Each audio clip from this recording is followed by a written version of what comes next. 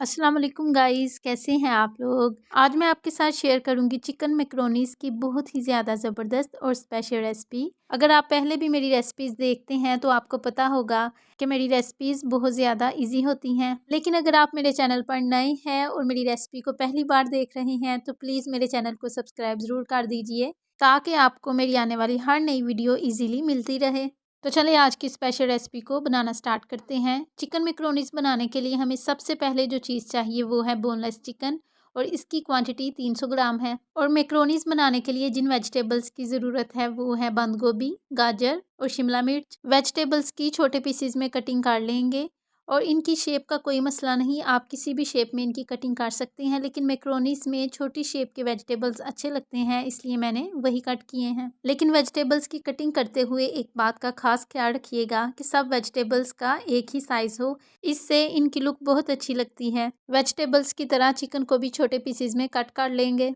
Main recipe तो हमारी अब स्टार्ट होने लगी है। एक पैन में ऐड करेंगे कुकिंग ऑयल, उसके बाद इसमें चॉप्ड प्याज ऐड करेंगे और इसको 1 मिनट तक फ्राई करेंगे। और ये छोटे साइज़ का हाफ प्याज है। उसके बाद इसमें ऐड करेंगे 1 स्पून लहसुन और अदरक का पेस्ट, और उसकी स्मेल ख़त्म करने के लिए उसको तकरीबन 2 मिनट तक फ्राई करेंगे। और इसको फ्राई मीडियम फ्लेम पर करना है, या आपने हाई फ्लेम पर नहीं करना, नहीं तो ये सारा मटेरियल जो है वो जल जाएगा और फिर बाद में इसका जायका भी बहुत अजीब आएगा। लहसुन अदरक फ्राई हो गए हैं, अब इसमें चिकन को भी ऐड करेंगे और उसका कलर चेंज होने तक उसको फ्राई करेंगे। चिकन फ्राई हो गया है, अब इसमें ऐड करेंगे 1 टीस्पून नमक, 1 टीस्पून लाल कुटी हुई मिर्च। अगर आप स्पाइसी मैक्रोनी पसंद करते हैं तो फिर लाल मिर्च ऐड कीजिएगा, अदरवाइज़ इसको रहने दीजिएगा। उसके बाद इसमें ऐड करेंगे 1 टीस्पून काली पिसी हुई मिर्च का, और मैक्रोनीज का जो रियल टेस्ट है वो काली मिर्च ऐड करने से ही बनता है। उसके बाद इसमें ऐड करेंगे हल्दी, और उसके बाद इसकी करेंगे 2 से 3 मिनट तक अच्छी तरह से बुनाई।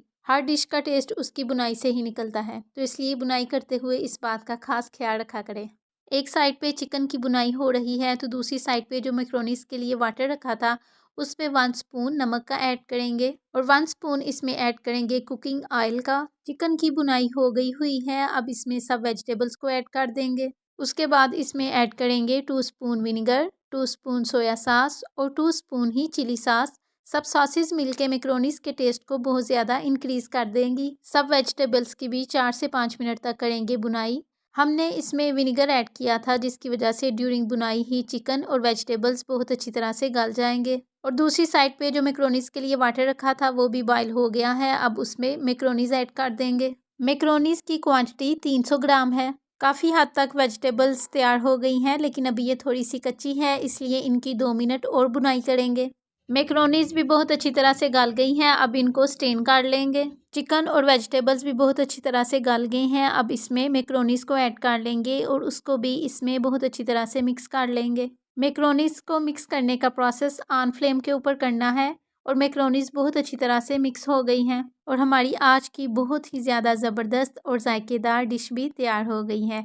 और जो हमने इसमें सॉसेज ऐड की थी उन्होंने तो कमाल ही कर दिया है, इसकी इतनी अच्छी खुशबू आ रही है कि मैं आपको बता नहीं सकती। ये चिकन मैक्रोनीज बनाने की बहुत ही ज़्यादा इजी और सिंपल रेसिपी है, और इसका टेस्ट इतना कमाल का बना है कि इसको एक बार खाने के बाद इंसान रेस्टोरेंट की मैक्रोनी खाना ही भूल जाता है। तो आप भी ज़रूर ट्राई कीजिएगा और मुझे कमेंट बॉक्स में ज़रूर बताइएगा आपको आज की मेरी रेसिपी कैसी लगी, या जब आपने ये रेसिपी ट्राई की तो आपकी कैसी बनी और आपको कैसा फ़ीडबैक मिला।